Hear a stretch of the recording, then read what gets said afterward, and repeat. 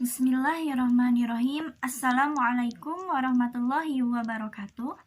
Pertama-tama, marilah kita panjatkan puji dan syukur kehadirat Allah Subhanahu wa Ta'ala, karena atas berkat dan karunia-Nya kita semua dapat berkumpul dalam keadaan sehat walafiat. Salawat serta salam semoga tercurah limpahkan kepada junjungan kita Habibana wa Nabiyana Muhammad Sallallahu Alaihi Wasallam.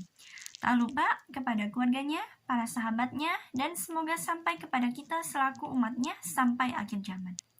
Yang pertama, izinkan saya memperkenalkan diri saya. Nama saya Gigin Ginayatul Rohmah. Saya dari jurusan Pendidikan Masyarakat, Fakultas Keguruan dan Ilmu Pendidikan, Universitas Siliwangi, Tasikmalaya.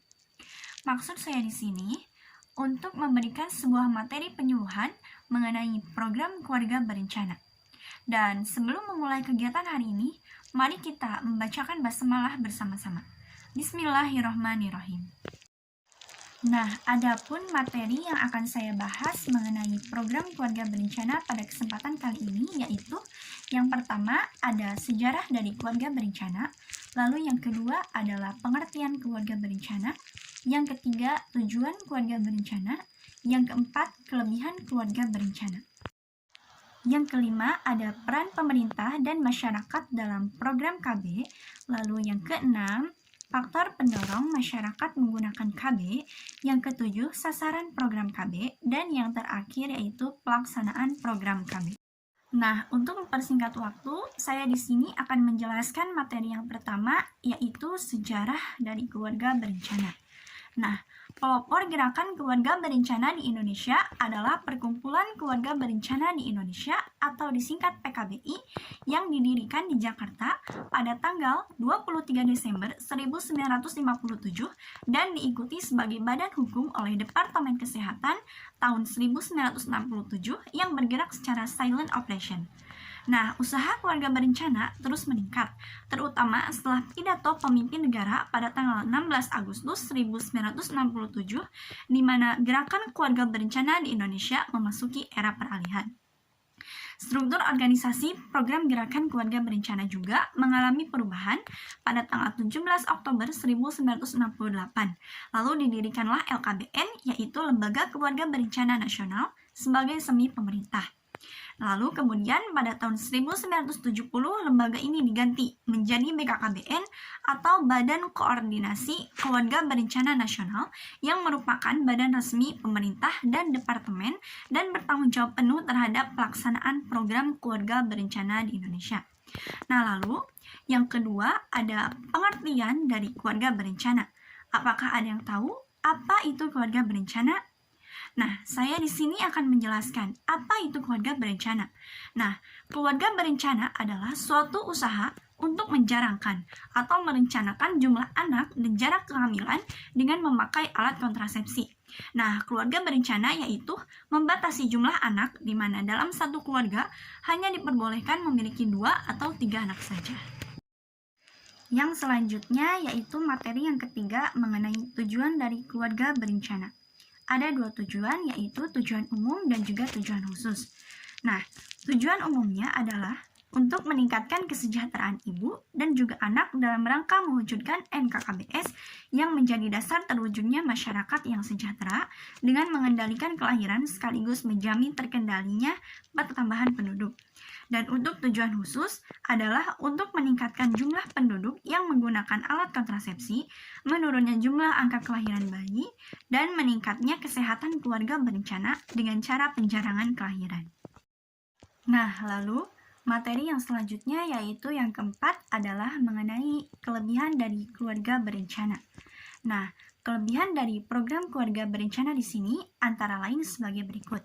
Yang pertama yaitu mengatur angka kelahiran dan jumlah anak dalam keluarga serta membantu pemerintah mengurangi risiko ledakan penduduk atau baby boomer.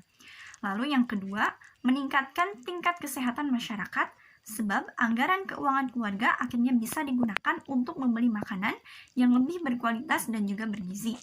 Lalu yang ketiga, menjaga kesehatan ibu dengan cara pengaturan waktu kelahiran dan juga menghindarkan kehamilan dalam waktu yang singkat. Lalu yang terakhir, mengkonsumsi pil kontrasepsi dapat mencegah terjadinya kanker uterus dan ovarium. Bahkan dengan perencanaan kehamilan yang aman, sehat dan diinginkan merupakan salah satu faktor penting dalam upaya menurunkan angka kematian maternal. Lalu, materi yang selanjutnya mengenai peran pemerintah dan juga masyarakat dalam program keluarga berencana. Nah, usaha pemerintah dalam menghadapi kependudukan salah satunya adalah keluarga berencana.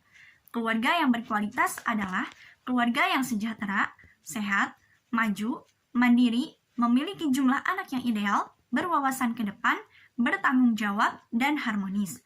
Nah, program Keluarga Berencana Nasional merupakan salah satu program dalam rangka menekan laju pertumbuhan penduduk. Lalu, berbicara terkait partisipasi masyarakat terhadap program KB, sebagaimana mereka bertindak sebagai aktor pendukung. Nah, aktor pendukung bisa berasal dari kalangan mahasiswa, akademisi, medis, sampai aparat pemerintah, kota sampai desa. Partisipasi mereka dalam menyerukan program KB demi menekan laju pertumbuhan penduduk serta masalah lain yang mungkin timbul masih belum maksimal. Nah, seharusnya bekal pendidikan juga bisa dimaksimalkan untuk sosialisasi demi partisipasi aktif sebagai elemen dalam mendukung pelaksanaan program keluarga berencana.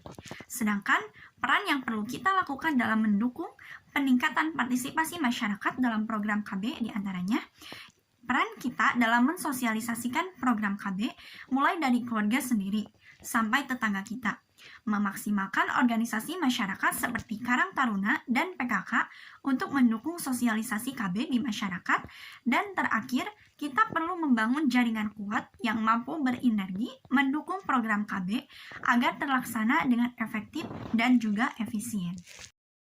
Lalu, materi yang selanjutnya yaitu materi yang keenam mengenai faktor pendorong masyarakat menggunakan keluarga berencana. Nah, di sini ada dua faktor, yaitu yang pertama ada faktor pendorong masyarakat menggunakan metode kontrasepsi sederhana tanpa alat. Nah, adapun faktor pendorong masyarakat memilih metode ini dengan alasan tidak perlu mengeluarkan biaya untuk alat kontrasepsi. Nah, mereka bisa memanfaatkan keuangan untuk keperluan rumah tangga yang lain sehingga dapat menghemat pengeluaran. Lalu yang kedua yaitu faktor pendorong tidak menggunakan metode kontrasepsi sederhana tanpa alat. Nah, memilih untuk tidak menggunakan metode KB tanpa alat, mereka memiliki alasan yang beragam. Pada umumnya, mereka beralasan bahwa metode tersebut itu ribet, karena perlu waktu dan latihan untuk dapat mengetahui secara tepat masa tubuhnya.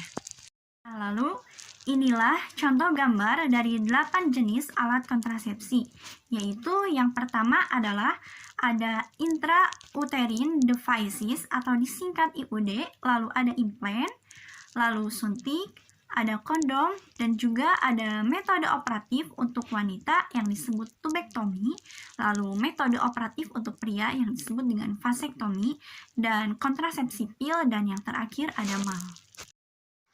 Nah, lalu materi yang selanjutnya yaitu materi yang ketujuh mengenai sasaran program keluarga berencana. Nah, sasaran program keluarga berencana dibagi menjadi dua, yaitu sasaran langsung dan sasaran tidak langsung, tergantung dari tujuan yang ingin dicapai. Nah, untuk sasaran langsungnya adalah pasangan usia subur atau disingkat PUS yang bertujuan untuk menurunkan tingkat kelahiran dengan cara penggunaan kontrasepsi yang secara berkelanjutan. Nah, sedangkan untuk sasaran tidak langsungnya adalah pelaksana dan pengelola KB dengan tujuan menurunkan tingkat kelahiran melalui pendekatan kebijaksanaan kependudukan terpadu dalam rangka mencapai keluarga yang berkualitas dan keluarga yang sejahtera. Nah, lalu ini adalah materi yang terakhir yaitu mengenai pelaksanaan program keluarga berencana. Nah, salah satu cara untuk mewujudkan keluarga yang sakinah adalah mengikuti program keluarga berencana atau KB. KB secara prinsipil dapat diterima oleh Islam. Bahkan KB dengan maksud menciptakan keluarga sejahtera yang berkualitas dan melahirkan keturunan yang tangguh sangat sejalan dengan tujuan syariat Islam, yaitu mewujudkan kemaslahatan bagi umatnya. Nah, keluarga berencana juga merupakan salah satu upaya pemerintah yang dikoordinir oleh Badan Pemberdayaan Perempuan dan Keluarga Berencana atau disingkat BPPKB dengan program untuk membangun keluarga bahagia dan sejahtera serta menjadikan keluarga yang berkualitas. Nah, KB dapat dipahami juga sebagai suatu program nasional yang dijalankan pemerintah untuk mengurangi populasi penduduk karena diasumsikan pertumbuhan populasi penduduk tidak seimbang dengan ketersediaan barang dan jasa. Nah, pelaksanaan program tersebut salah satunya adalah dengan cara menganjurkan setiap keluarga agar mengatur dan merencanakan kelahiran anak dengan menggunakan alat kontrasepsi modern. Sebab dengan mengatur kelahiran anak, keluarga biasanya akan lebih mudah menyeimbangkan antara keadaan dan kebutuhan, juga pendapatan dan pengeluaran. Nah, mungkin itu saja yang bisa saya sampaikan pada kesempatan kali ini. Mudah-mudahan materi yang saya sampaikan bisa bermanfaat dan mohon maaf apabila terdapat banyak kesalahan. Dan sebelum kita menutup kegiatan hari ini, mari kita membacakan hamdalah bersama-sama. Alhamdulillahirrabbilalamin. Dan mungkin dicukupkan sekian. Terima kasih atas perhatiannya. Wassalamualaikum warahmatullahi wabarakatuh.